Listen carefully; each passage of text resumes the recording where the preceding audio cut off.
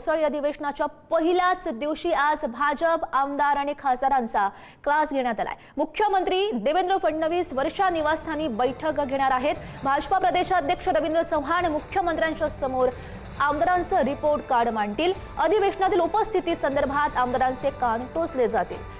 SIR BL2 नियुक्तीकडे अनेक आमदार आणि खासदारांनी पाठ फिरवली।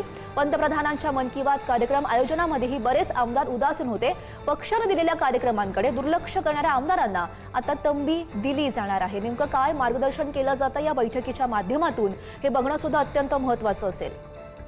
याविषयी अधिकची माहिती जाणून घेऊयात। आमचे प्रतिनिधी सुशांत सावंत आपल्या सोबत आहेत। सुशांत, गौरी, खरं तर अधिवेशनाचा पहिला दिवस आहे। पहिल्या दिवशी मुख्यमंत्री देवेंद्र फडणवीस यांनी संध्याकाळी 7 वाजता सर्व भाजपचे आमदार आणि विशेषतः सर्व खासदारांनी देखील बोलवलेले आहे बैठकीला। त्याचं प्रमुख हेच आहे, कारण हेच आहे की मधल्या काही दिवसांमध्ये भाजपच्या खासदार आणि आमदारांना काही कार्यक्रम दिले होते पक्षाचे। मात्र हे कार्यक्रमामध्ये खासदार आमदारांची उदासीनता पाहायला मिळाली होती।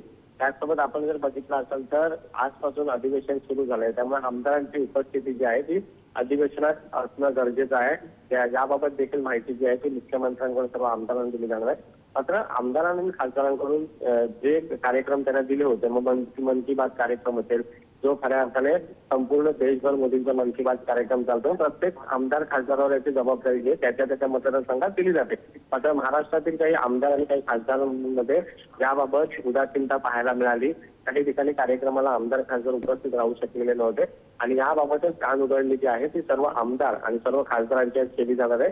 संध्याकाळी 7 वाजता खऱ्या अर्थानं बैठकीला सुरुवात होणार आहे। भाजपचे प्रदेशाध्यक्ष रवींद्र चव्हाण देखील या बैठकीला उपस्थित असतील, चंद्रशेखर बावनकुळे असतील, भाजपचे प्रमुख नेते मंत्री आणि सर्व आमदार खासदार या बैठकीला उपस्थित असतील।